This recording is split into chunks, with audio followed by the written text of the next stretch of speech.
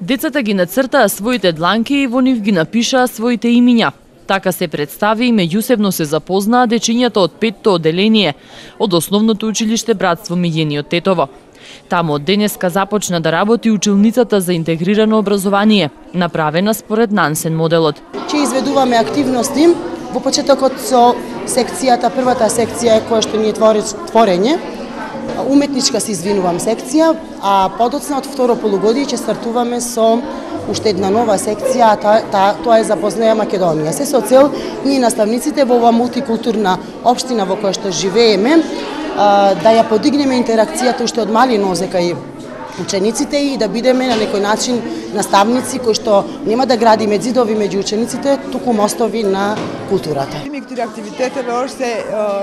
Иако децата учат во едно училиште, многу малку знаат за себе. Преку овие воннаставни активности албанците и македонците се дружат, соработуваат, дознаваат едни за други. Така се разбиваат бариерите и стереотипите помеѓу двете националности. Учениците македонци и албанци заеднички ќе творат, ќе се подобри нивната меѓусебна интеракција, која беше прекината откако македонците се префрлија во ново училиште, а албанците останаа во матичното. После неколку години, значи пауза, за прв пат преку овие неформални активности, преку воншколските активности, преку проектот, значи учениците имаат можност да се видат, имаат можност да комуницираат, да се запознаат. Значи, знаете дека училиштето, двата физички објекти се одвоени, македонскиот и албанскиот, ако можам така да ги наречам. Значи, еве сега, значи учениците македонци и албанци учат заедно два пати неделно, значи и еден првиот основен чекор, значи за да одиме понатаму. Истото се однесува за родителите, имаме посебна програма за родители. Родителите исто така ќе се среќаваат меѓу себе.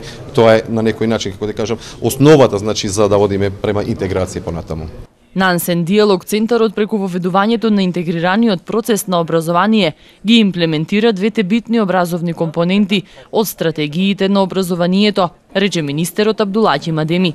Велам двете најбитни компоненти, затоа што првото ги зближува децата од различни етнички заедници, а второто го промовира училиштето, односно средно стручно училиште како атрактивно за идните ученици, а лабораториите кои денеска ги посетивме се модернизација на тие училишта, односно тоа што децата го учат во теорија да го применуваат и во пракса, а исто така тие ученици да се здобиват и со вештини кои во иднина ќе им служат за побрзо вработување, но и за развој на нивната кариера во повисоко образование. Од 2011 година овој модел функционира и во средното земјоделско училиште Моша Пјаде. Веќе една година работи кабинетот за практична настава, донација од норвешкото училиште Кубен. Со отварањето на овој кабинет многу се помогна во развојот на практичната настава во училиштето. Значи, овој кабинет може да се учи електроника во втора година, автоматика во трета и па дури во четврта година за компјутерски системи и мрежи. На прв момент инџенери на кабинети не имат практик. Со оваа донација успеавме да го подобриме едукативниот процес. Кога ќе излезат од нашето училиште, учениците ќе имаат вештини од областа на електрониката, автоматиката и компјутерската технологија. Имаме изработено неколку проекти, особено со ПЛЦ компјутери. До сега имаме програмирано семафор и лифт. Со учество на децата, успеавме да реализираме неколку проекти.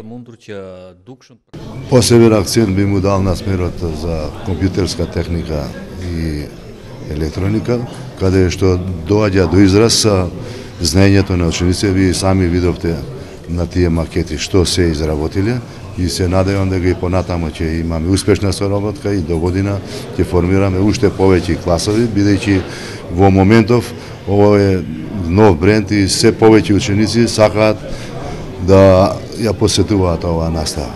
Преку Нансен моделот, јазичните бариери се надминуваат преку заеднички интегрирани во наставни активности, меѓусебно запознавање, надминување на разликите и толеранцијата, што треба да се учи од најмала возраст.